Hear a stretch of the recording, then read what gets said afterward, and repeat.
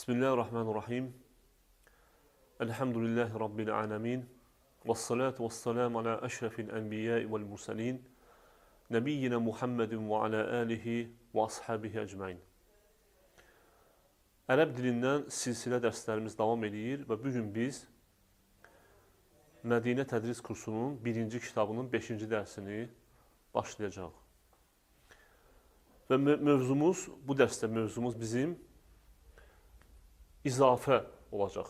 Əl-idafətu, yəni izafə. İzafə nədir?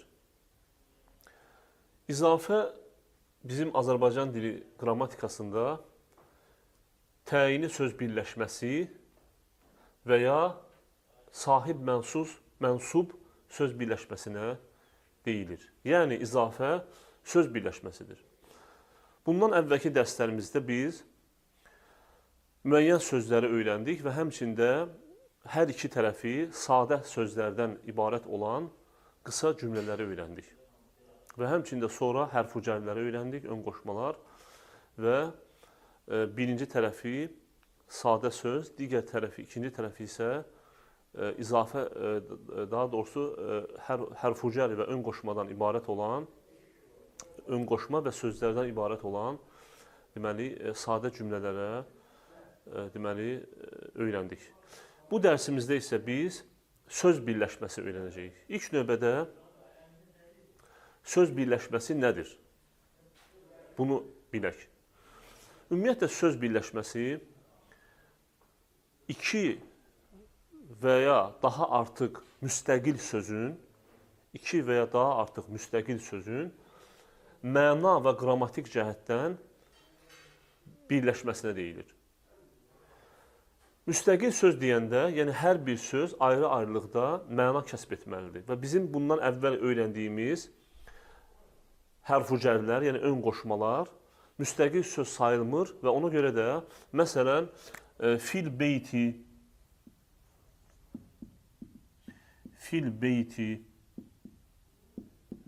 və ya aləl məktəbi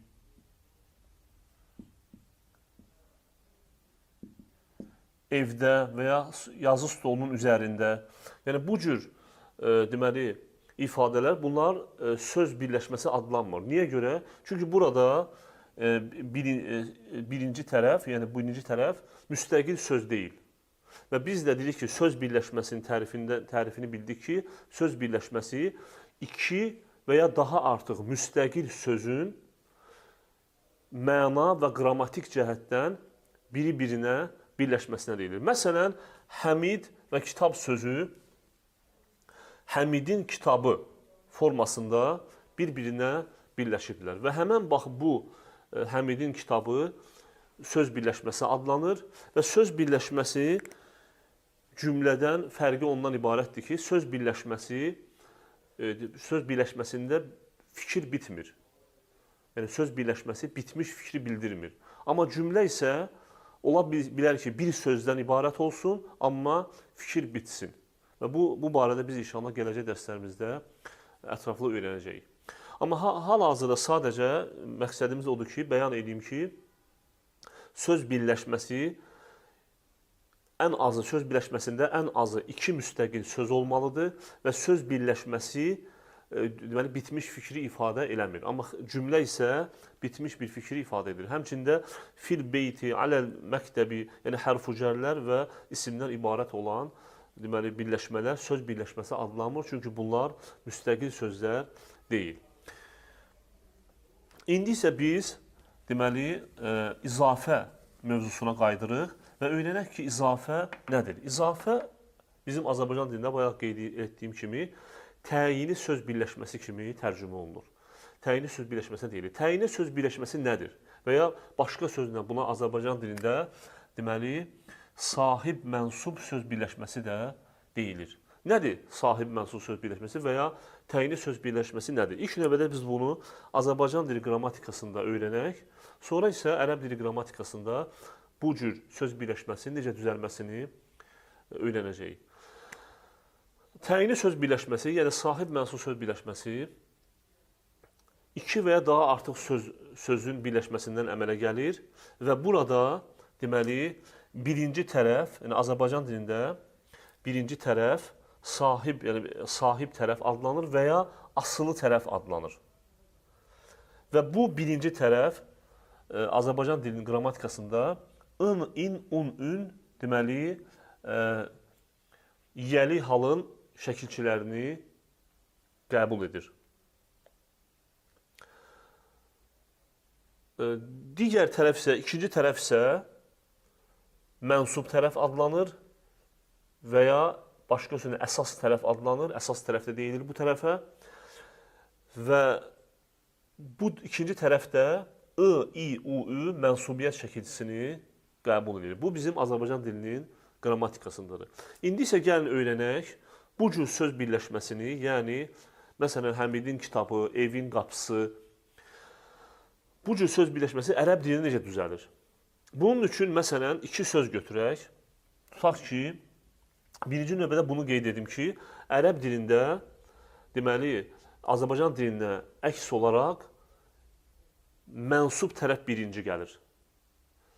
İkinci isə deməli sahib tərəf gəlir. Yəni birinci əsas tərəf gəlir, sonra isə asılı tərəf. Amma Azərbaycan qrammatikasında əslində birinci sahib tərəf gəlir, sonra mənsub tərəf. Məsələn, iki söz götürək. Yazaq bura. Kitabun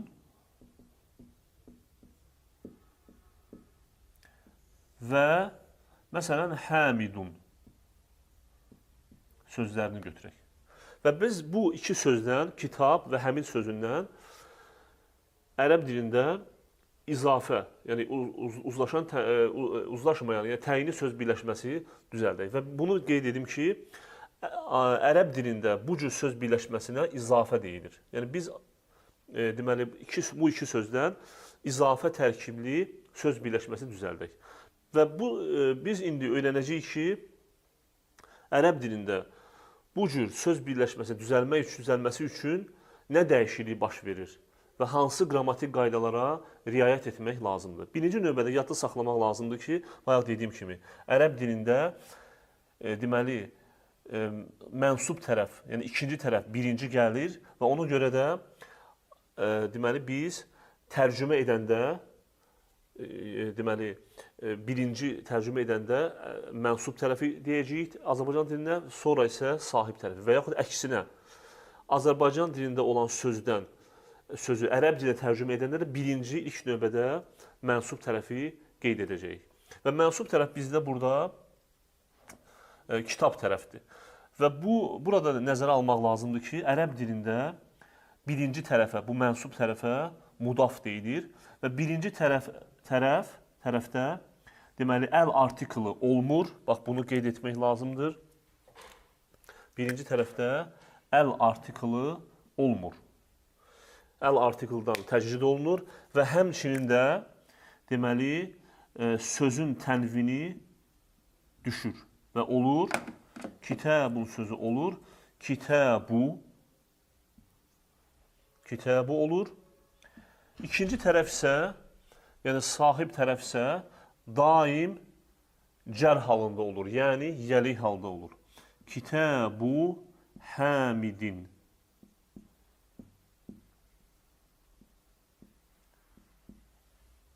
Ərəb dilində deməli Həmidin kitabı sözü Kitabu Həmidin kimi deməli düzəlir. Və dediyim kimi birinci tərəfə ərəb dilində birinci mənsub tərəf gəlir və birinci tərəfə ərəb dilində deyirlər mudafun, mudaf.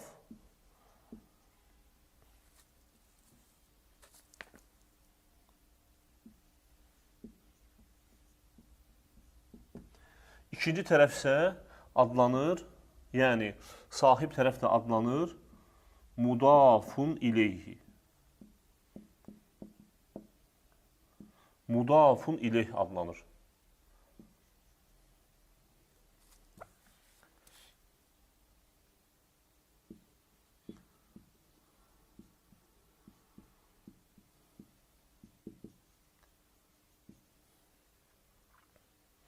Və bununla da biz iki sözdən, kitabun və həmidun sözündən deməli izafə şəklində söz birləşməsini düzəltdik və bizdə Kitabu Hamidin alındı.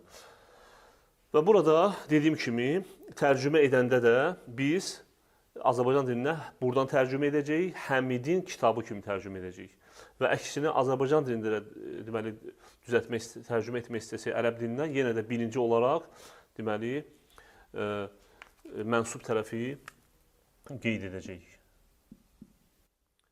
Beləliklə biz ərəb dilində izafə tərkibli söz birləşməsinin necə düzəlməyini öyrəndik və bildik ki, ərəb dilində iki sözü, məsələn, kitabun və hamidun sözünü izafə şəklində bir-birinə birləşdirmək üçün birinci tərəf, yəni mudaf və mudaf sözünün hərfi tərcüməsi əlavə olunmuş deməkdir. Əlavə olunmuş deməkdir. Və mudaf birinci tərəf deməli tənvindən təcrid olunur. Tənvin və həmçində əl artiklından təcrid olunur. İkinci tərəf isə mudafun ileyh və bunun hərfi tərcüməsi əlavə olunan, yəni ona əlavə olunan, yəni lüğəti tərcüməsi belədir. Və ikinci tərəf isə, yəni mudafun ileyh, yəni sahib tərəf daim cər, yəni kəsrə qəbul eləyir və yiyəli hal, yəni cərdə olur. Və burada biz yenə bayaq qeyd etdiyim kimi tərcümə edəndə Azərbaycan dilindən buradan başlayacağıq tərcümə etməyə, Həmidin kitabı kimi tərcümə edəcəyik. Və indi isə başqa bir məsələyə toxunaq və bu da deməli izafə tərkibli söz birləşməsinin hallanmasıdır. Və izafə tərkibli söz birləşməsində bizim Azərbaycan dilində olduğu kimi burada kitab, yəni mənsub tərəf, əsas tərəf adlanır. Və ona görə də cümlə tərkibində deməli hallanma məhz buruna baş verir. Məsələn, biz demək istəsək ki, Həmidin kitabında demək istəsək, yəni bura fi hərfu cərini əlavə etsək,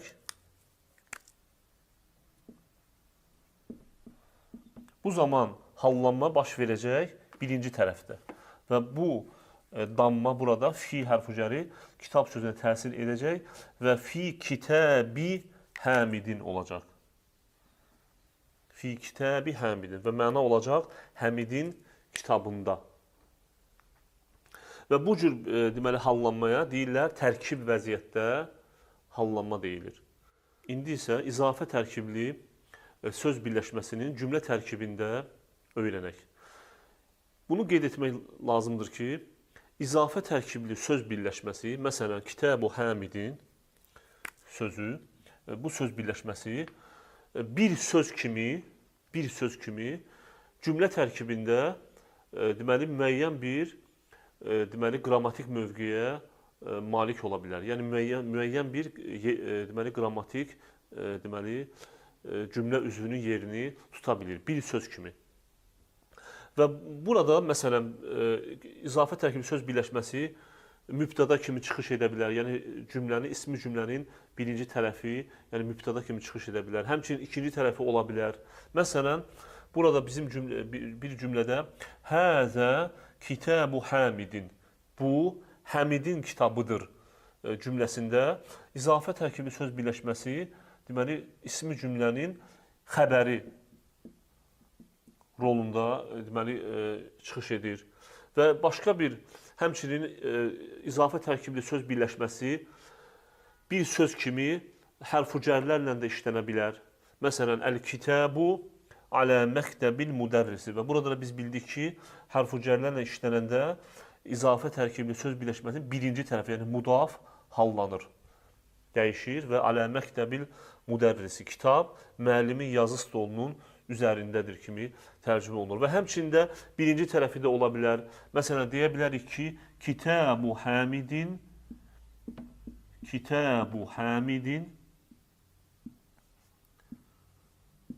cədidun. Həmidin kitabı yenidir. Və burada görsək, biz fikir versək görərik ki, birinci cümlədə izafə tərkibli söz birləşməsi xəbər kimi çıxış etdi. İkinci cümlədə yenə də xəbər kimi, amma hərf cərlərindən işləndi və üçüncü cümlədə isə izafə tərkibli söz birləşməsi, deməli, ismi cümlənin birinci tərəfi, yəni mübtəda rolunda çıxış etdi. Və burada qeyd etməliyik ki, əsas deməli, birinci tərəf götürülür və burada mübtəda birinci tərəf olur.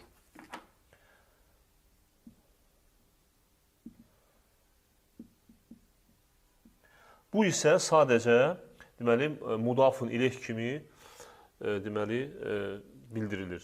Cədidun isə burada xəbərdir. Həmçinin deməli, sual əvəzlikləri də, yəni ismul istifhəmlər də izafənin bəzi, daha doğrusu hamısı yox, bəzi sual əvəzlikləri izafə tərkibində işlənə bilirlər. Məsələn, onlardan biri mən sual əvəzliyi, yəni kim sual əvəzliyidir və bu sual əvəzliyi izafənin ikinci tərəfi, yəni mudafun ileyh rolunda çıxış edə bilir. Sadəcə burada bir şey qeyd etməliyik ki, sual əvəzlikləri hallanmadığına görə, yəni mən sual əvəzliyi hallanmadığına görə burada və buna görə də o yiyəlik halda, deməli, yiyəlik hal əlaməti yoxdur, görünmür. Və buna görə də tərcümə edəndə də kitəbu mən, kimin kitabı kimi tərcümə olunur. Və kitəbu mən həzə, yəni bu kimin kitabıdır kimi tərcümə olunur. Həmçində qaləmu mən həzə, bu kimin qələmidir.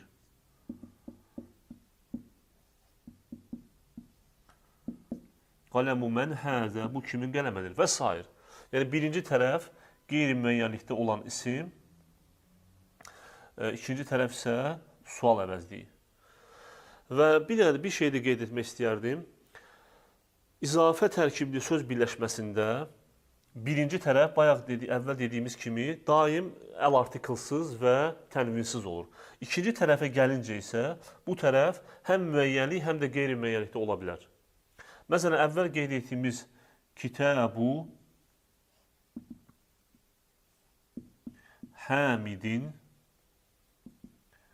burada gördüyümüz kimi ikinci tərəf mudafun ileyh müəyyənlikdədir və həmçində müəllimin kitabı Kitəbul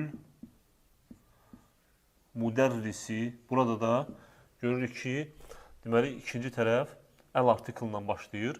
Amma bu şərt deyil, yəni qeyri-müəyyənlikdə də ola bilər. Yəni kitəbu talibin, məsələn, hər hansı bir tələbənin kitabı kimi tərcümə olunur və bu deməli ikinci tərəfin, yəni mudafun ileyhin müəyyənlikdə və ya qeyri-müəyyənlikdə gəlməsi cümlənin məzmunundan və deməli danışanın məqsədindən asılıdır. İndi isə ərəb dilində deməli zərflər barədə bəzi məlumatları öyrənəcəyik. Bu mövzumuzda biz, yəni bu dərsimizdə biz ərəb dilində tərəf bildirən, yəni tərəf deyəndə qabaq, arxa, sağ, sol, üst, alt və bu cür yəni tərəf bildirən zərflərin ərəb dilində işlənməsini öyrənəcəyik. Və ərəb dilində məsələn təhdun alt deməkdir, fovqun üst deməkdir. Həmçində alə hərf cəri də üst bildirir, ancaq burada ayrıca fovqun deməli zərf kimi işlənir. Həmçinin əməmun qabaq deməkdir. Xalfun isə ərəb dilində alt deməkdir. Və bu cür yəni tərəf bildirən və həmçində tərəfə deməli dəlalət edən və həmçində deməli tərəf bildirən sözlərə yaxın olan sözlər. Məsələn, gələcəkdə keçəcəyimiz ində, yanında və həmçində beynə arasında və həmçində məə birlikdə bu cür zərflər və inşallah biz bunları gələcəkdə tədricən öyrənəcəyik. Bu cür tərəf bildirən və tərəfə oxşar sözlər ərəb dilində izafə qaydasında işlənir. Və bu zərflərin də məhz bu 5-ci dərsin tərkibində verilməsi də məhz buna görədir. Ki, bu cür zərflər ərəb dilində hansısa bir ismə izafə olunaraq işlənir və özləri də zərf kimi daim deməli gördüyümüz kimi nasbda olur. Nasbda yəni fəthə olur. fəthə olur cümlə tərkibində və izafə olduqları isimdə deməli cər olur, yəni kəsrə olur. Təhdəl məktəbi, yəni yazı stolunun altında. Əməmun qabaq deməkdir. Əməməl məscidi olacaq məscidin qarşısında. Xalfun arxa deməkdir və evin arxasında olacaq xalfəl beyti. Və zərflər barədə gələcək dərslərimizdə daha ətraflı keçəcəyik. Sadəcə burada giriş olaraq tərəf bildirən, deməli, tərəf bildirən bəzi zərfləri götürdük və həmçində sağ və sol zərflər, bunlar sağ və sol bildirən zərflər, bunlar gələcəkdə öyrənəcəyik və bunların işlənmə qaydası necə işlənir? Bir də təkrar edirəm. Deməli, bu zərflər daim hansısa bir ismə izafə olaraq işlənir və özləri də zərf kimi daim, deməli, təsirlikdə olur, yəni nasbda olur, fəthə olur. Təhdəl məktəbi, əməməl məscidi, xalfəl beyti, həmçində fovqa, fovqal beyti, məsələn, evin üstündə və s. İndi isə bu, deməli, zərfləri cümlə tərkibində işlənməsinə fikir verək. Məsələn, tutaq ki, deyə bilərik ki, biz çanta yazı stolunun altındadır demək istəyirik və həmçində bir şey qeyd edim ki, bu zərflər daim xəbər olur cümlə tərkibində. Xəbər olur. Məsələn, əl-həqibətu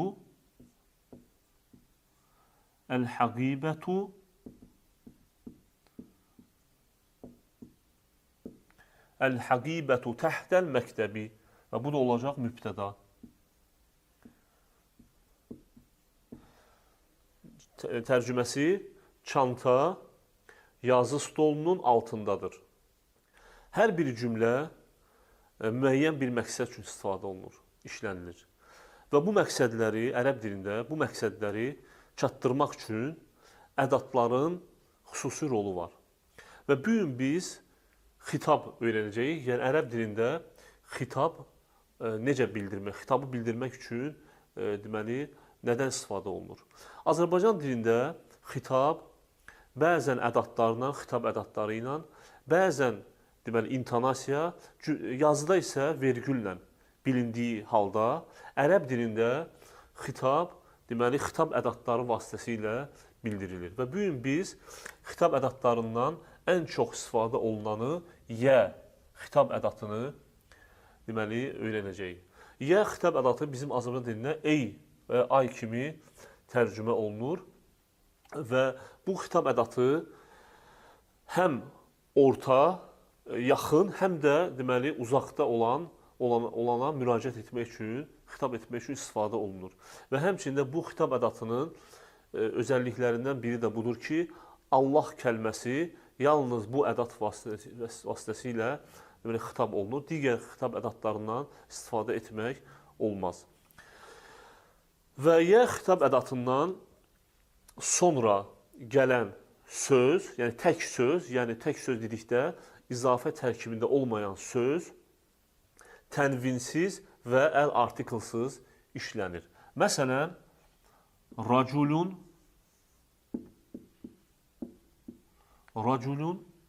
xitab ədatı girdikdən sonra raculu mənası ey kişi, ey kişi. Həmçinin, məsələn, həmidun, həmid, xitab ədatı daxil olduqdan sonra həmidu, ey həmid kimi tərcümə olunur. Və həmçində xitab ərəb dilində həm nəqli cümlələrdə, həm sual cümlələrində və həmçində deməli, əmr cümlələrində istifadə oluna bilər və həmçində həm cümlənin əvvəlində, həm də axırında gələ bilir. Məsələn, sual cümləsində işlədək. Məsələn, tutaq ki, deyirəm ki,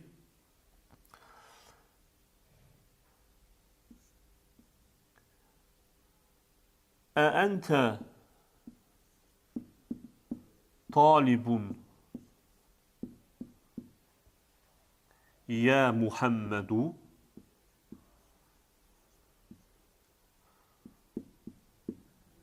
Bu sual cümləsini işlətdik.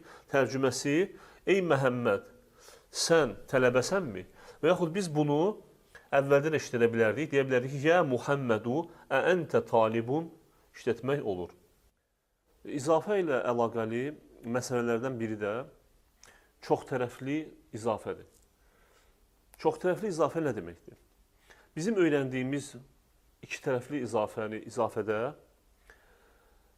deməli, birinci tərəfi deməli, çoxaltmaqla, yəni üç və ya daha çox sözü bir-birinə izafə qaydasında birləşdirməklə çox tərəfli izafə deməli, alınır.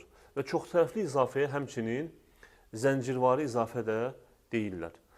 Məsələn, sadə izafə cümləsinin söz birləşməsini götürək. Beytu Həmidin. İki tərəfli izafədir. Burada deməli, birinci tərəf gördüyümüz kimi əl artiklından təcrid olunub və həmçinin deməli, tənvinsizdir. Beytu bu mudafdır. İkinci tərəf isə gördüyümüz kimi deməli, cər halındadır, yəni yəli haldadır və bu da mudafun ileyhidir. Və mənası Həmidin evi deməkdir. Həmidin evi. Biz daha bir sözü, daha bir müstəqil sözü bu izafəyə əlavə edə bilərik və məsələn, əgər biz demək istəsək ki, Həmidin evinin qapısı, yəni qapını da əlavə etmək istəsək, bu zaman biz deməli, qapısı sözünü əlavə etmək istəsək, evinin qapısı, bu zaman biz qapı sözünü deməli, əlavə edəcəyik birinci tərəfdən əvvələ və həmçinin də yenə də izafənin birinci tərəfində olduğu kimi bu tərəf də tənvinsiz və əl artiklsız olacaq. Lakin ikinci tərəf isə, izafənin deməli, birinci tərəfə nisbətən ikinci tərəf olduğuna görə bu burada deməli, cər olacaq. Yəni kəsrə olacaq. Və ikinci tərəf özü də üçüncü tərəfə nisbətən izafənin birinci tərəfi olduğuna görə bu özü də deməli, tənvinsiz olacaq və əl artiklsız olacaq.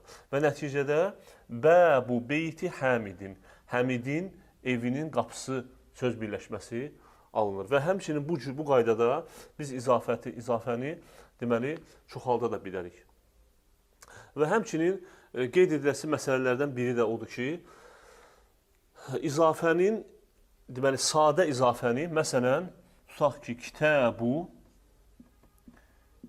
Kitəbu Həmidin izafə tərkibli söz birləşməsini birinci və ikinci tərəflərini həmcins üzvlü sözlər əlavə etməklə, artırmaqla çoxaltmaq olar. Məsələn, biz deyə bilərik ki, bunun tərcüməsi Həmidin kitabı deməkdir. Biz deyə bilərik ki, Həmidin və Xalidin kitabı demək istəsək, bu zaman vav bağlayıcısından istifadə edib Kitəbu Həmidin və Xalidin və vav bağlayıcısından sonra gələn isim deməli, halda özündən əvvəlki gələnlə uzlaşır. Kitəbu Həmidin və Xalidin tərcüməsi Həmidin və Xalidin kitabı.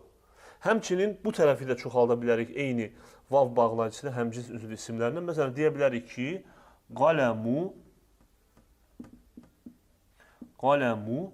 və Kitəbu Həmidin və Xalidin. Məsələn, Həmidin və Xalidin kitab və qələmi, qələm və kitabı. Və bu cür çoxaltmaq mümkündür. Bununla da bizim izafə ilə əlaqəli deməli, qrammatik qaydalarımız yekunlaşdı və bunu qeyd etmək istəyərdim ki, izafə ərəb dilində ən çox işlənən söz birləşmələrindən biridir. İzafə qaydası həm saylarda, həm zərflərdə və həm içində və digər qrammatik qaydalarda çox işlənir və buna görə də bu dərsi başa düşmək, yəni düzgün başa düşmək çox mühümdür və çox önəmlidir.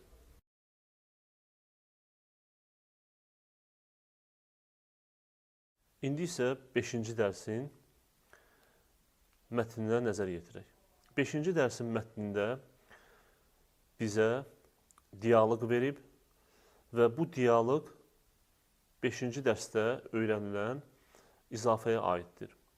Və biz öyrəndik ki, izafə deməli iki sözün, iki müstəqil ismin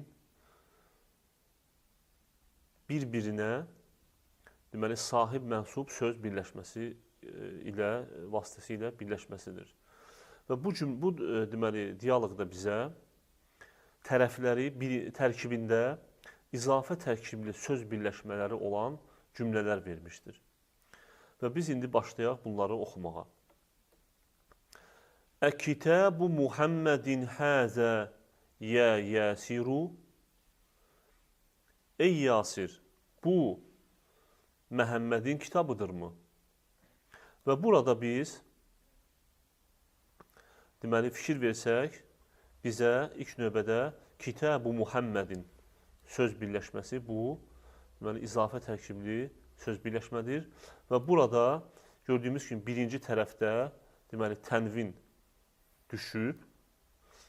düşmüşdür və ikinci tərəfdə isə deməli ikinci tərəf Muhammedun sözü in, yəni kəsrədir, yəlik haldadır. Və mənası Məhəmmədin kitabı. Və bu da sual əvəzliyidir. Sual əvəzliyidir. Mimumi şəkilçisidir. Və burada həmçinin bizim 5-ci dərsdə öyrəndiyimiz yə xitab ədatı da var. Və gördüyümüz kimi yə xitab ədatından sonra gələn yəsir sözünün burada da tənvini düşmüşdür. Və məna olur, bu Məhəmmədin kitabıdırmı, ey Yasir? Cavab, Yəsir deyir, lə, həzə kitəbu Həmidin. Xeyr, bu Həmidin kitabıdır. Və burada yenə də Kitabu Həmidin izafə tərkibli söz birləşməsidir.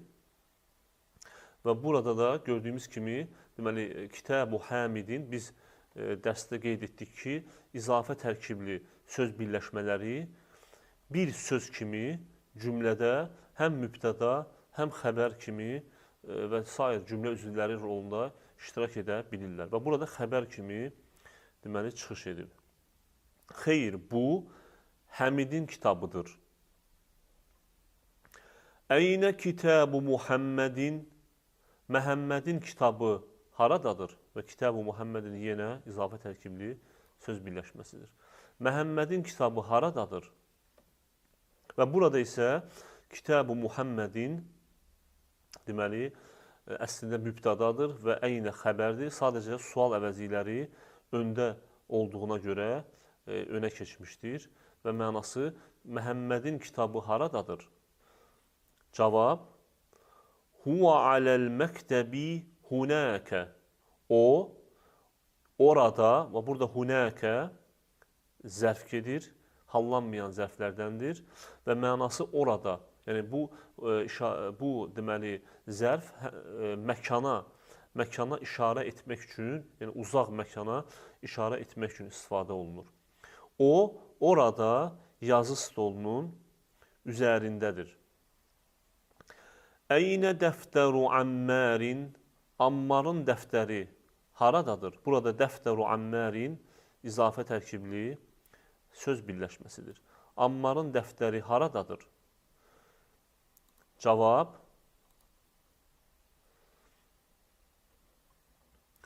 huvə alə məktəbil müdərrisi. O, müəllimin yazı stolunun üzərindədir. Və burada biz fikir versək, görərik ki, deməli, alə hərfu cəri izafə tərkibli, yəni məktəbul müdərrisi sözünə daxil olub və biz qeyd etdik ki, izafə tərkibli söz birləşməsində hallanan birinci tərəf olur. Və burada görsək, məktəbu sözünün hərəkəsi kəsrələşib. Və bu alə hərfu cərinin təsiri ilə. Alə məktəbil müdərrisi. Və ikinci tərəf isə daim, deməli, kəsrə qalır.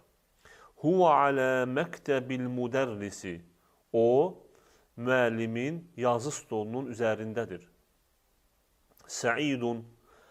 Qələmu mən həzə yə Aliyyü. Bu kimin qələmidir, ey Əli?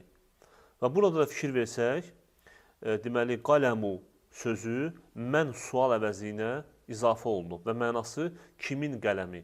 Və burada mən sual əvəzliyi, deməli, hallanmadığına görə qaləmu sözü ona təsir etməmişdir. Baxmayaraq ki, izafə tərkiblidir, bunun hərəkəsi dəyişməyib. Qaləmu mən həzə yə Aliyyu, bu kimin qələmidir ey Əli? Həzə qaləmul müdərrisi, bu müəllimin qələmidir. Əynə haqibətul müdərrisi, müəllimin çantası haradadır? Hiyə təhtəl məktəbi, o yazı stolunun altındadır. Və burada təhtə biz keçdik ki, dərsimizdə təhtə tərəf bildirən deməli isimlər ərəb dilində ancaq izafə qaydasında işlənir və zərf olduğuna görə daim fəthə olur.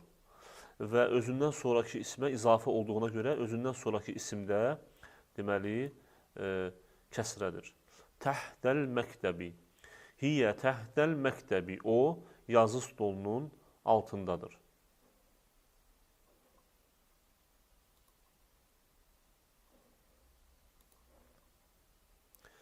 Keçid alırıq ikinci tapşırığımıza. İkinci tapşırığımız bizdə mətnlə əlaqəli suallardır. Birinci sual və bu suallara cavab vermək tələb olunur bizə. Əynə kitəbu Muhammedin, Məhəmmədin kitabı haradadır? Cavab, huvə aləl məktəbi, o yazı stolunun üzərindədir. İkinci sual, əynə dəftəru Ammərin, Ammarın dəftəri haradadır? Cavab, huvə alə məktəbil müdərrisi, o müəllimin yazı stolunun üzərindədir. Əynə haqibətul müdərrisi, müəllimin çantası haradadır? Cavab, hiyə təhtəl məktəbi, o yazı stolunun altındadır.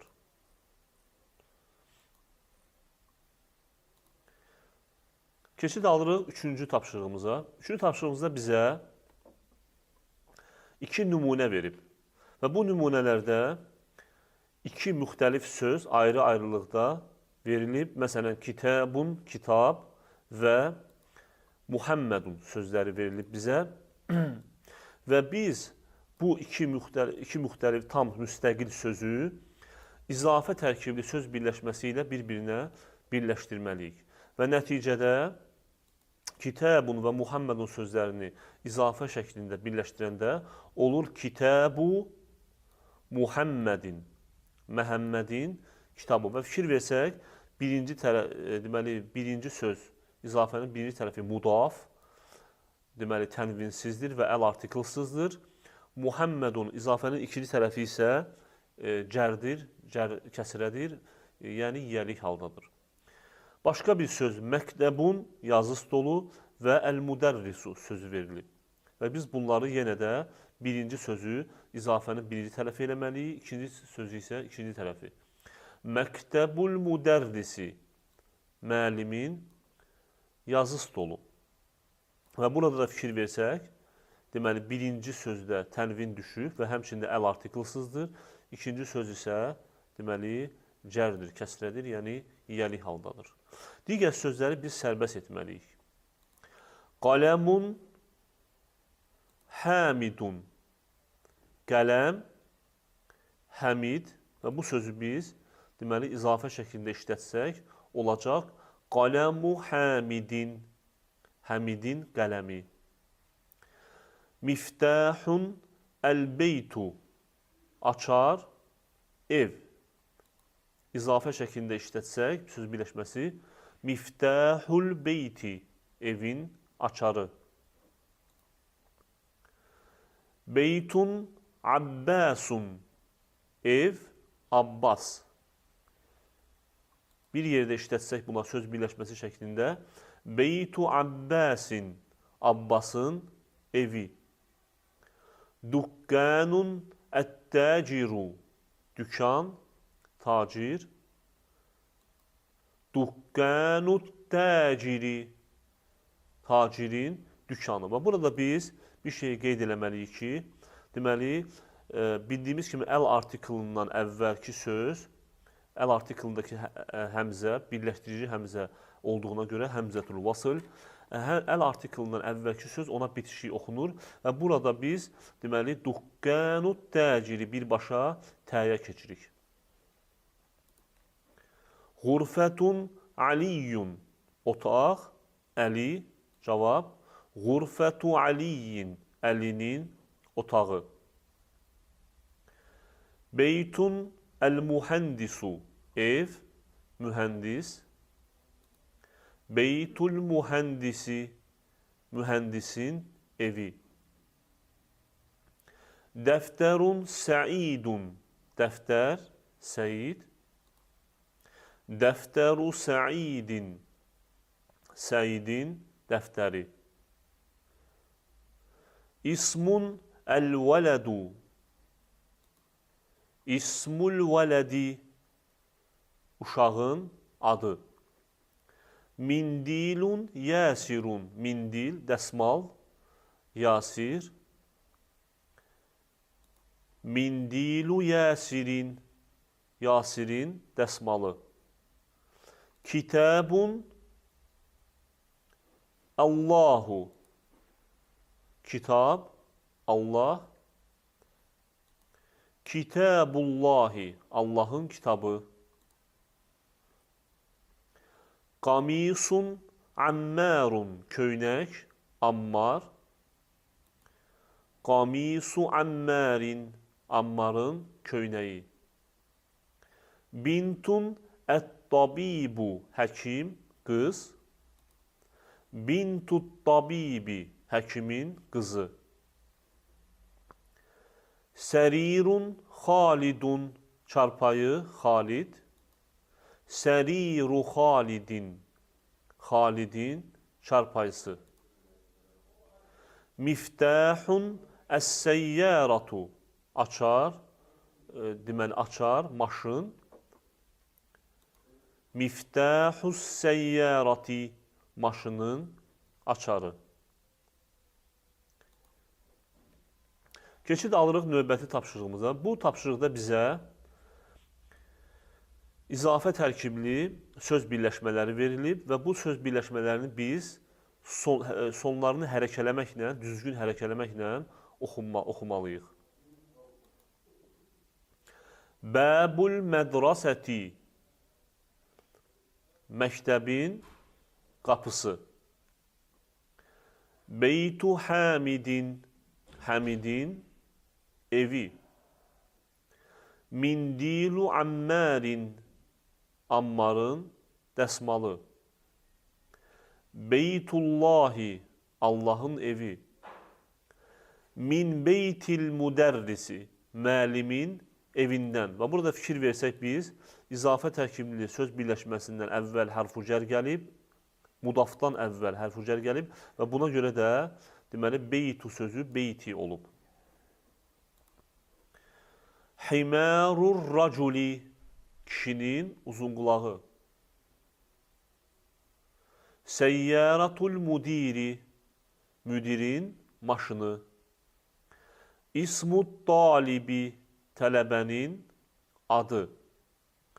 Fi kitabillahi, Allahın kitabında. Burada da yenə də biz fikir versək, deməli, kitab sözü fi hərf-ü-cərinin səbəbindən, fi hərf-ü-cəri kitab sözünü cər etmişdir. Fi kitabillahi. Alə məktəbil müdiri, müdirin yazı stolunun üzərində. Burada da eyni ilə alə hərf-ü-cəri izafənin birinci tərəfinə təsir etmişdir.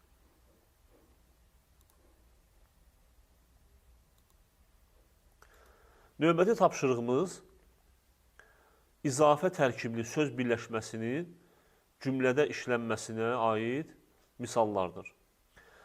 Və burada müxtəlif 20 deməli, cümlə verib və bu 20 cümləni biz düzgün hərəkələməklə və oxuyub tərcümə etməliyik. Əynə beytul müdərrisi huvə bəidun. Müəllimin evi haradadır? O, uzaqdadır. Əl-Qur'anu kitabullahi. Qur'an Allahın kitabıdır. Əl-Kə'bətu beytullahi. Kəbə Allahın evidir. Muhammedun sallallahu aleyhi və səlləmə Rasulullahi. Muhammed sallallahu aleyhi və səlləm Allahın elçisidir. Və burada Rasulullahi sözü izafə tərkibli söz birləşməsidir. Xaracəl müdərrisu min ğurfətil müdiri. Müəllim müdürün otağından çıxdı. Və burada görsək, ğurfətul müdərrisi deməli, izafədir. Sadəcə burada min hərf-u cərinə görə bu kəsrə olub. Min ğurfətil müdiri. Müəllim müdürün otağından çıxdı. Həzə beytu Hamidin və zəlikə beytu Xalidin. Bu, Həmidin evidir. O isə Xalidin evidir. Burada beytu Hamidin və beytu Xalidin izafə tərkibli söz birləşmələridir. İbnu Ammarin talibun və ibnu Yasirin təcirun. Ammarın oğlu tələbədir. Yasirin oğlu isə tacirdir. Burada İbn sözündəki həmzə birləşdirici həmzə olduğundan biz deməli onu tələffüz etmirik. Vabnu Yasirin təcirun. Beytul müdərrisi bəidun və beytut təciri qaribun.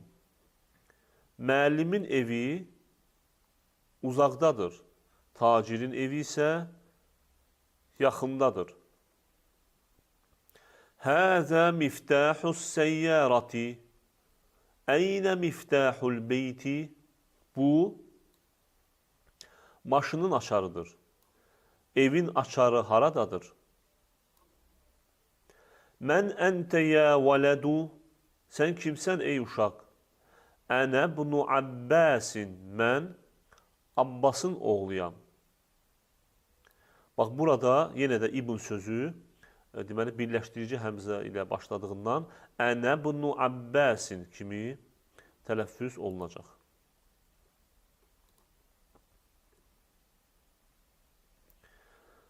Vabnu mən huva.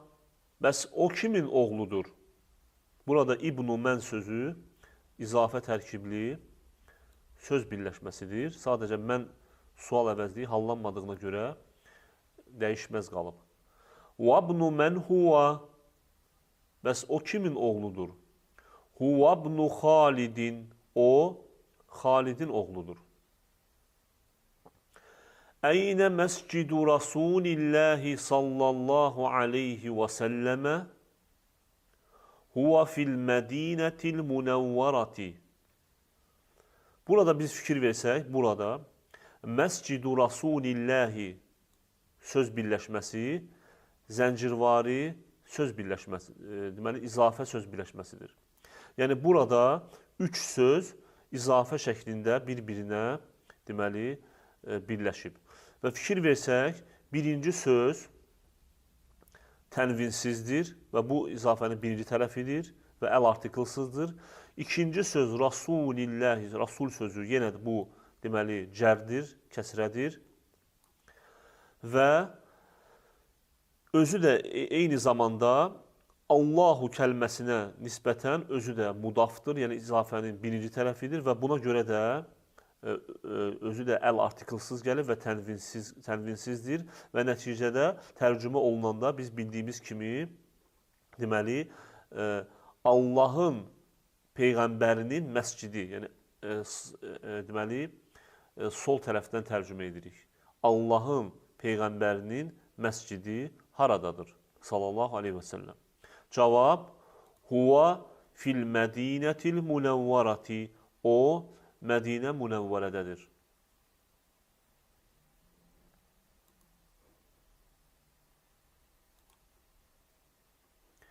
Bintu Hamidin fil Mədinəti və bintu Muhammedin fil camiati. Həmidin qızı Mədinədədir, Məhəmmədin qızı isə universitetdədir. İsmul müdərrisi Səidun və ismul mühəndisi Xalidun. Müəllimin adı Səiddir, mühəndisin adı isə Xaliddir.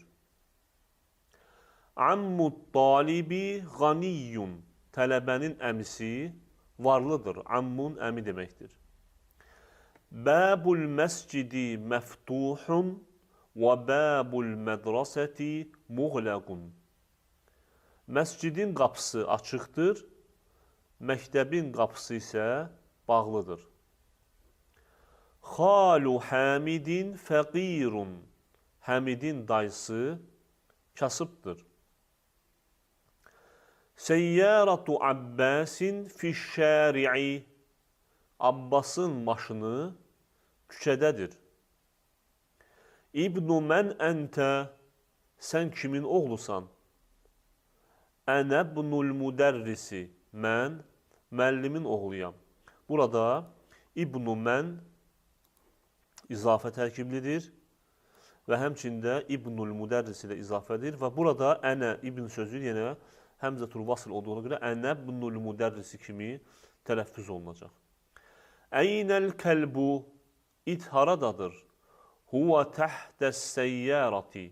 O, maşının altındadır. Burada təhdə sözü deməli zəfdir və ona görə də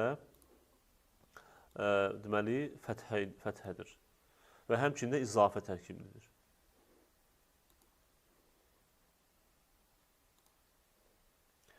Növbəti tapşırığımızda bizə cümlələr verib və bu cümlələrdə boşluqlar var. Və bu boşluqları biz münasib sözlərlə doldurmalıyıq. Və nəzərə çatdırım ki, buradakı boşluqlar izafənin ya birinci tərəfi, ya da ikinci tərəfidir. Və biz münasib olan sözlərlə bu izafə söz birləşməsinin tərəflərini tamamlamalıyıq. Burada əl-beyti muğləqun deməli sözü, deməli bu cümləni biz tamamlamalıyıq və burada evin tərcümə etsək, evin bağlıdır və biz münasib söz qoymalıyıq. Və münasib söz bura bəbul beyti muğləqun. Qapı sözü, məsələn, qoymaq olar. Bəbul beyti muğləqun. Evin qapısı bağlıdır. Əynə əs-səyyərati. Cavab olacaq.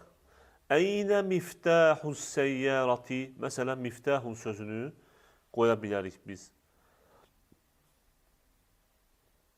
Muhammedun sallallahu aleyhi və səlləmə.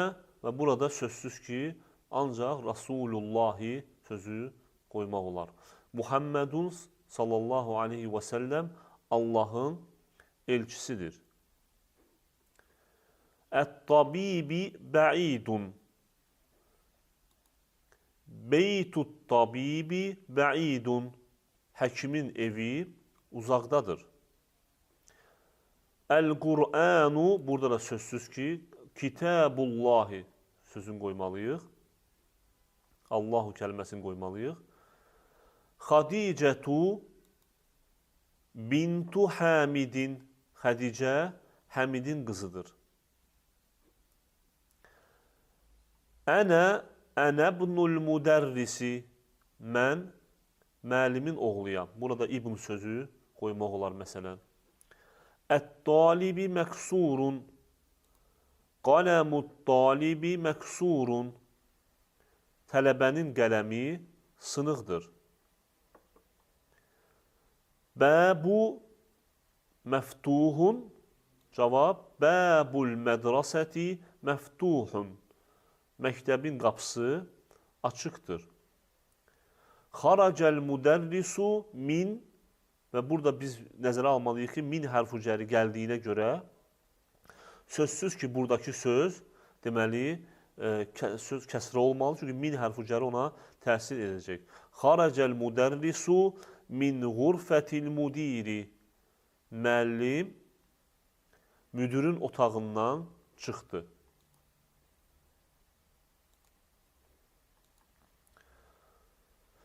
Burada bizə cümlələr verib, izafə tərkibli, daha doğrusu söz birləşmələri verib, izafə tərkibli söz birləşmələri verib və bu söz birləşmələri deməli səhvlər var, söz birləşməsində səhvlər var. Yəni izafə tərkibli söz birləşməsi olmasına baxmayaraq, izafə qaydaları burada riayət olunmayıb və biz bu səhvləri burada müəyyən etməliyik. Məsələn, yazıblar əl-qaləmut talibi. Gördüyümüz kimi burada birinci tərəf tənvinsizdir, bu düzdür. Çünki biz bildiyimiz kimi izafə deməli söz birləşməsində birinci tərəf tənvinsiz olmalıdır. İkinci tərəf də kəsrədir, bu da düzgündür. Amma burada səhv nədir? Birinci tərəfdə əl artiklı var və bu olmamalıydı. Cavab, bu əl artiklı burada olmamalıydı. Və cavab olacaq, düzgün cavab qaləmut talibi. Bu söz birləşməsi bu cür olmalıydı. İkinci söz birləşməsi bəbus səyyəratu. Gördüyümüz kimi burada deməli yenə birinci tərəf tənvinsizdir, bu düzdür və həmçinin də əl artiklsızdır. Burada yoxdur, bu da düzdür. Amma ikinci tərəf isə fikir versək kəsrə yox, dammadır. Amma əslində isə səyyərati olmalıydı. Və ona görə də düzgün cavab bəbus səyyərati belə olmalıydı. Üçüncü misalda yenə də fikir versək, bintu həmidu yazıb. Birinci tərəf gördüyümüz kimi yenə də burada deməli tənvinsizdir, bu düzdür və həmçinin də əl artiklsızdır, bu da düzdür. Amma ikinci tərəf isə yenə də burada deməli dammadır, əslində isə kəsrə olmalıydı. Cavab bintu həmidin belə olmalıydı.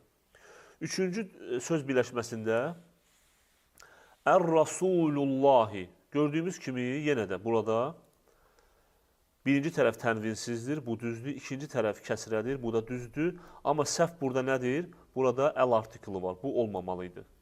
Düzgün cavab rasulullahi. Növbəti söz birləşməsində ismul vələdə. Fikir versək, birinci tərəf tənvinsizdir, bu düzdür, əl artiklsızdır. İkinci tərəf isə fəthədir, amma əslində isə kəsrə olmalıydı. Cavab olmalıydı ismul vələdi. Axırıncı söz birləşməsində gördüyümüz kimi burada birinci tərəf tənvinsiz olmalıydı, amma burada isə tənvinli verilib.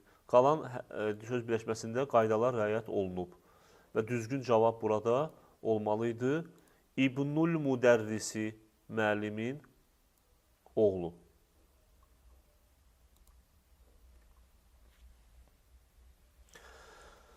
Növbəti tapşırığımızda yə xitab ədatına deməli aid olan misallardır. Və bildiyimiz kimi yə xitab ədatından sonra gələn söz tənvinsiz olur və həmçində əl artiklından təcrid olunmuş halda olur. Məsələn, Muhammedun yə Muhammedu. Ustazun yə ustazu. Fikir versəz, deməli burada deməli tənvin ustazun yə ustazu düşmüşdür. Xalidun yə Xalidu. Vəladun yə vələdu.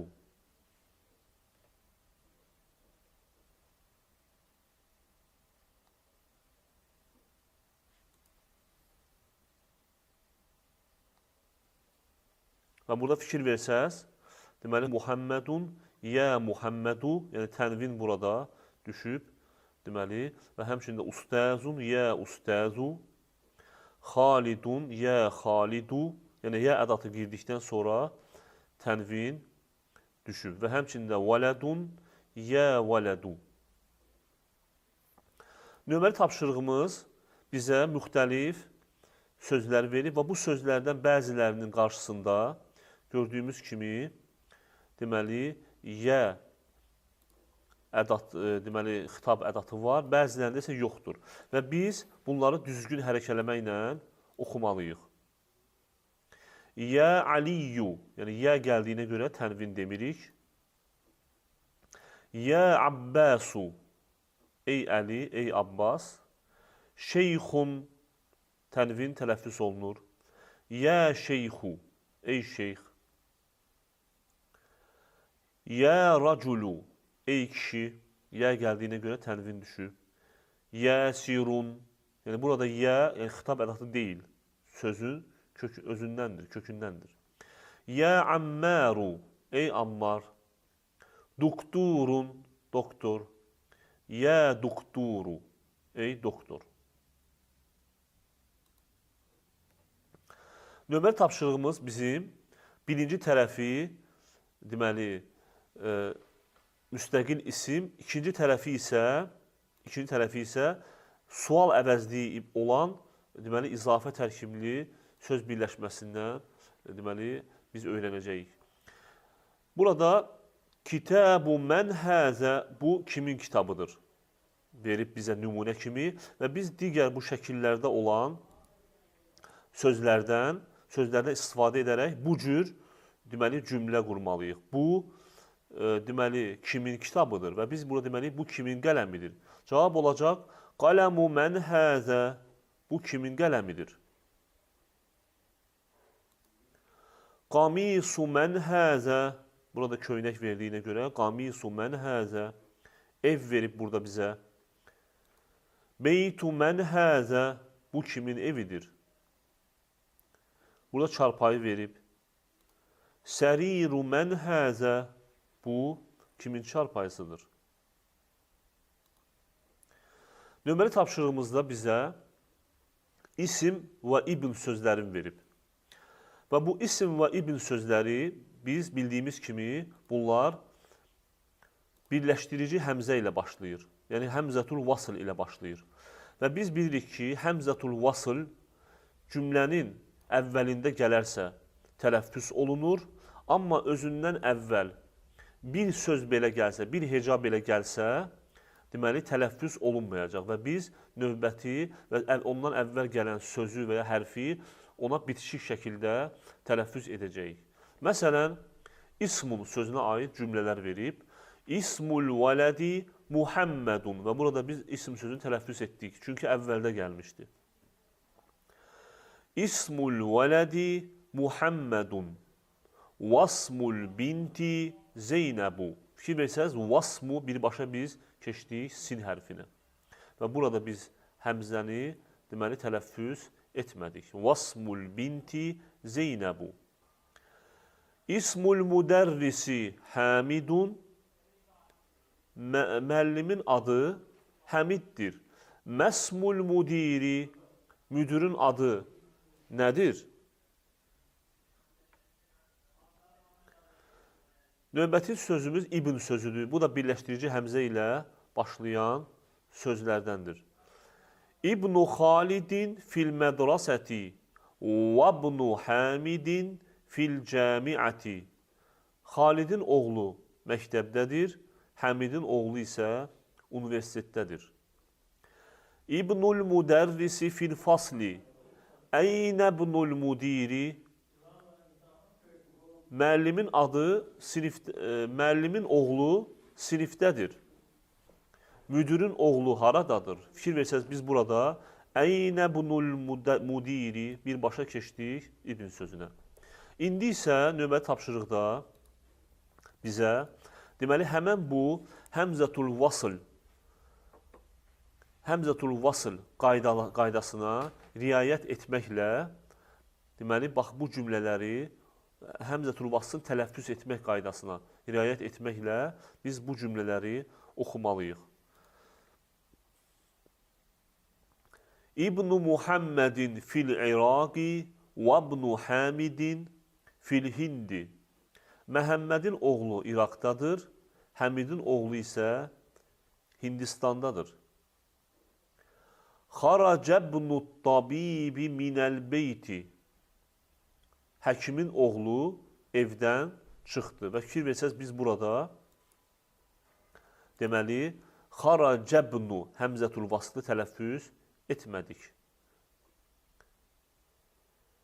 Zəhəbə ibnut təciri ilə suqi. Həmçinin burada da biz deməli bunu tələffüz etmədik və burada da bu həmzəni tələffüz etmədik və sözləri sanki bir-birinə bitişik şəkildə zəhəbə ibnut təciri ilə suqi.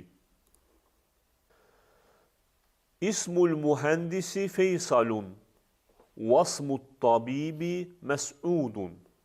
Mühəndisin adı Feysaldır, həkimin adı isə Məs'uddur. Fikir versəniz, vasmut tabibi. Burada biz bunları tələffüz etmədik və birbaşa keçdik obursu sözə. Və həmçində burada deməli əl artiklının həmzəsini. Ancaq burada isə tələffüz etdik, çünki əvvəldə gəlirdi. Məsmur raculi, kişinin adı nədir? Fikir versə tələffüz olunmadı. Məsmur raculi. İbnu mən əntə, sən kimin oğlusan? Ənə bunul vaziri, mən nazirin oğluyam. Burada da bu görsək bunu tələffüz etmədik.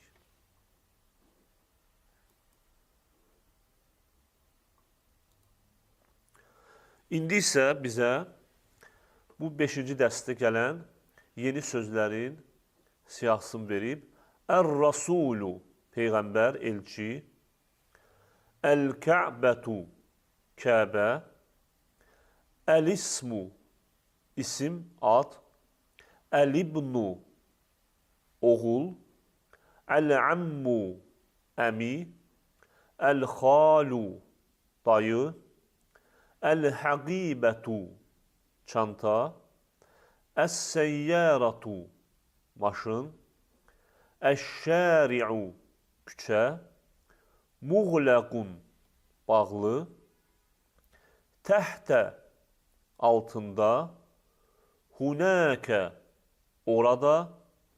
Əl-mühəndisu, mühəndis.